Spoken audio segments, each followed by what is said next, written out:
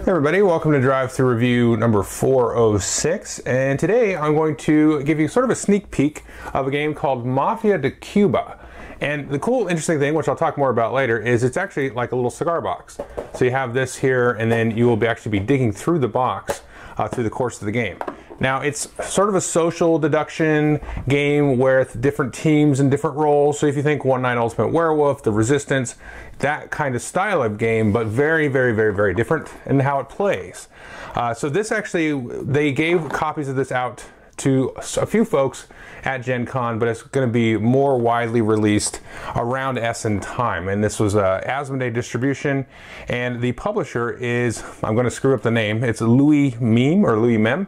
And let's just jump into how the game actually works, and then I'll tell you what I think of it. So in Mafia de Cuba, what's going to happen is one player is going to take the role of the Godfather, and then other players are going to get roles similar to a One Night Werewolf or Resistance, but they're actually going to choose the roles that they wish to be throughout the course of the game. As you're taking turns and basically passing around this cigar box, you're going to be able to choose roles or steal diamonds from the Godfather. So if we take a look here, we can see some of the roles.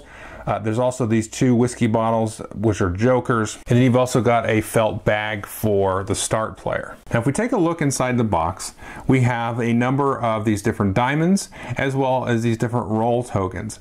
And so what a player is going to be doing on their turn is either removing, like I said, diamonds, or choosing to be one of the roles. And what this actually ends up doing is players sort of aligning themselves either with the Godfather or against the Godfather, sort of as a loyal henchman or a thief, or even possibly as an FBI or CIA guy.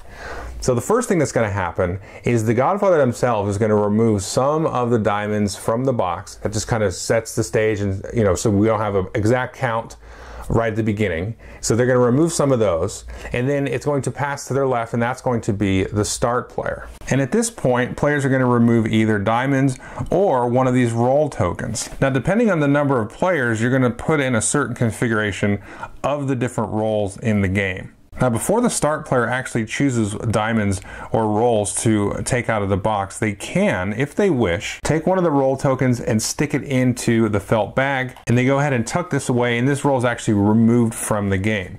So the next player thinks, okay, did they take this roll? There's some diamonds missing, who took what? You're not 100% sure, and you have to kind of deduce from there on.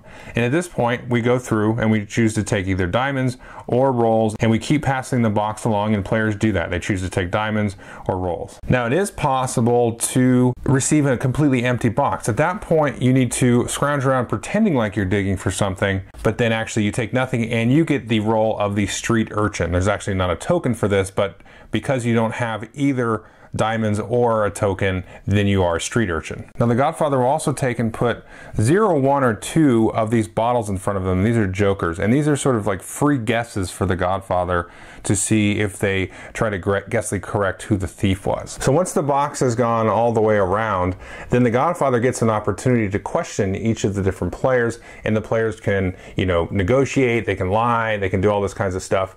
And the Godfathers, what they're trying to do is recover all of their stolen gems, and the thieves, of course, are trying to get away and hold on to the most gems. So if the Godfather doesn't win and find all the thieves, then the thief that ended up getting away with the most gems is going to be the winner of the game. So let's go through all the different roles real quickly, then I'll kind of talk about my thoughts on it. So we've talked about the Godfather. They want to get all their gems back. The thieves won't have taken a roll token, but they'll have some diamonds, and so they want to keep the most gems.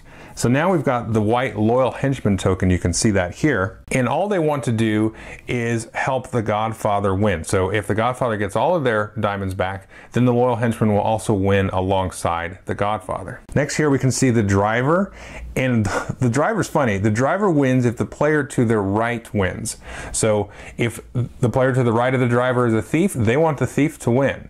If it's a loyal henchman, they want them to win, and so on. So that's a very interesting kind of role. Next we have the FBI agent or the CIA agent, and there could be 2 of these or 1 of these depending on the number of players. The agent is very interesting. If you've played One Night Ultimate Werewolf, they're basically the tanner.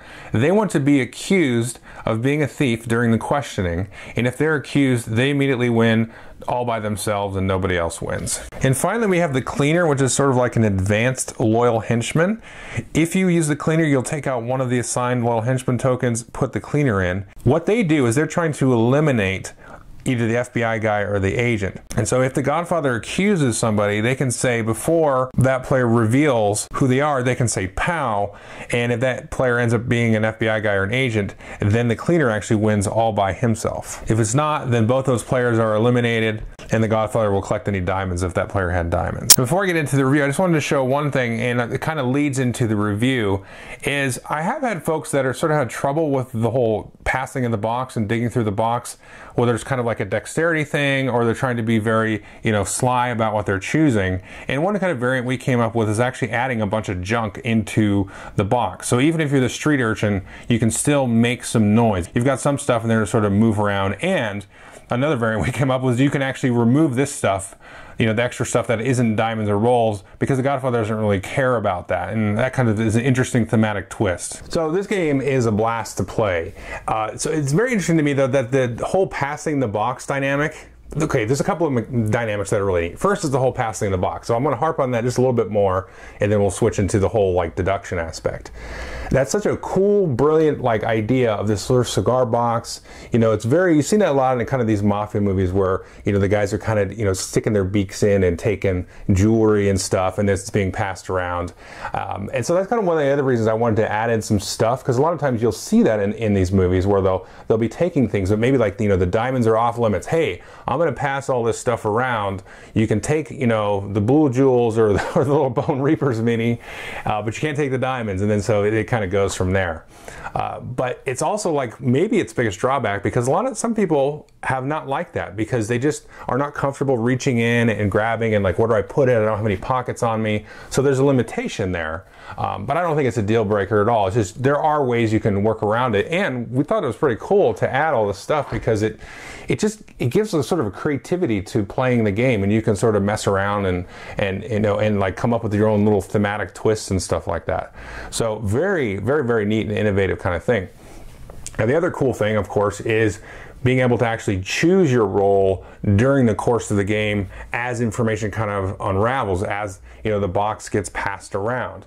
And the game actually says, if you're going to play multiple times in a row, which you should do, you should shift seats so you're sitting next to different people. The Godfather should be different people, so you're not always last, because you might always be the street urchin, or you might have no clue on the information, because once the box starts, there's a little bit more information available, because you kind of know, especially for the first player, what was removed diamond wise and stuff like that.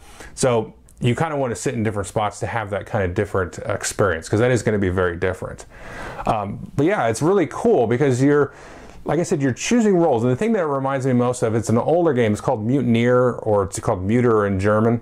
And that was a similar kind of game where you chose roles, and it was a whole card playing game, but you had a set of roles in the middle, and you were trying to do mutiny against the captain. So in this case, you're kind of like the thieves in this case, doing mutiny against the Godfather. And I like that. I think more games should try to do that, where you have this sort of werewolf kind of thing, but you're changing things up as you're playing. It's kind of your standard werewolf stuff. You're like, oh, well, when I saw it, you only had, 8 diamonds in there, and then when the guy to my left saw it, so you got to be careful not to get caught in a lie.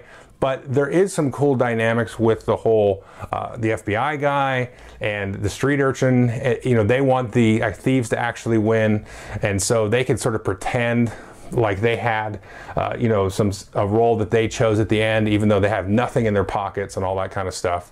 And the last thing is I want to talk about, to me, the whole kind of key actually is the driver, because the driver doesn't necessarily have a stake in it either way. They just want the player to their right to win.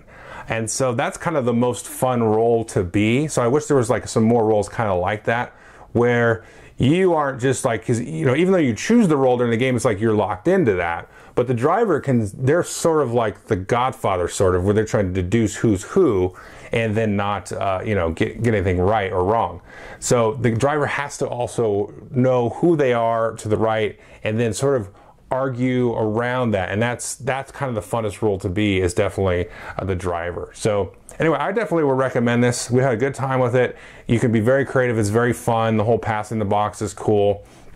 My one sort of hesitation there is, like I said, is just that the table space itself might not lend itself to being sneaky. Now, just one tip for me, what I do is I like to have the box in front of me, and then I go in with both hands. So I'm doing this. So I have one hand that has nothing in it, and the other hand has stuff in it. So I can move stuff around, and I don't know if I'm choosing the stuff like that. So anyway, that's just a little tip there. And so take a look at it. It's really, really fun, and I think people will get a big kick out of it, especially if you like the whole werewolf and resistance type of thing. Thanks.